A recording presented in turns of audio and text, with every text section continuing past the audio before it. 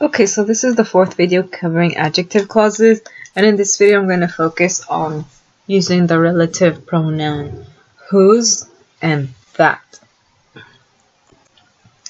So there are a couple of rules that you should know for whose. So whose is used to indicate possession. So take a look at these following sentences. The woman whose cat is missing cried all day. The puppy whose tail is black ran towards me. The man whose son fell off the swing jumped to grab him. So in this case, we have whose and then it's followed by the cat. That means that the cat is owned. And who owns the cat? The woman. Here, whose tail is black. We have tail, right? And that's the puppy's tail. Here, son, it goes back to the man. It's the man's son. So, of course, you might have noticed that after whose, I must include a noun. It can only be used for humans and animals. It shows ownership. So mostly it's used for humans and animals, but at times you might hear it used for objects. For example, the tree whose leaves are green is very nice. So in that case, it's actually an object. So again, remember, there must be a noun before and after whose. Here are my two nouns, right? In between. So it says here, note that the second part of the sentence refers to the first noun. So read number one again. Who cried all day? The woman or the cat? Answer, the woman.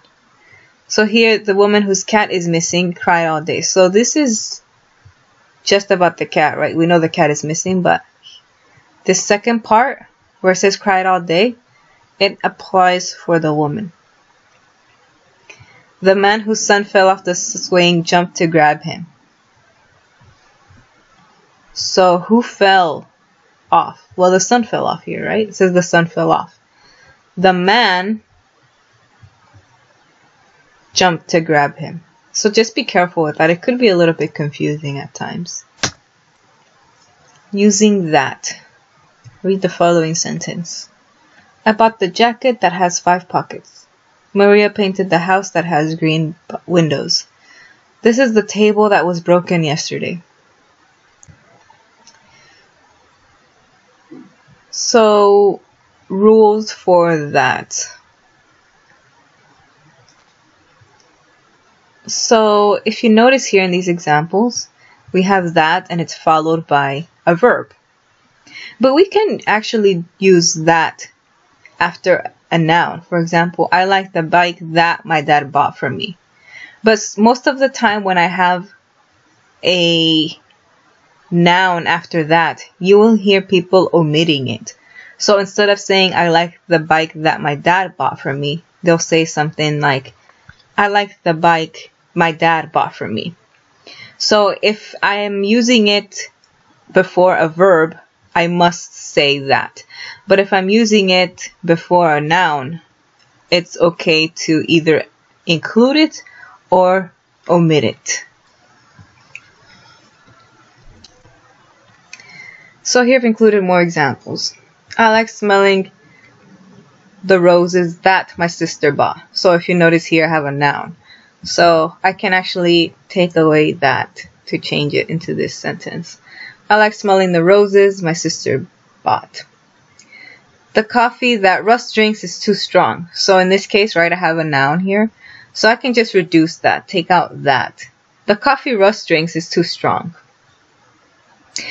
One thing I want you to know is when you use that, you cannot use commas in the clause.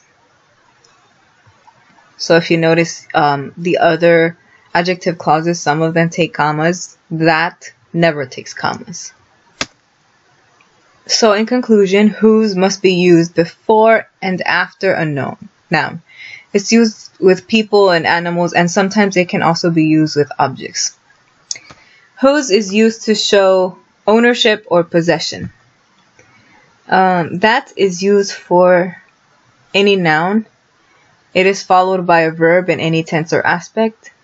That can't be used with commas, and that is usually dropped when a noun comes right after it.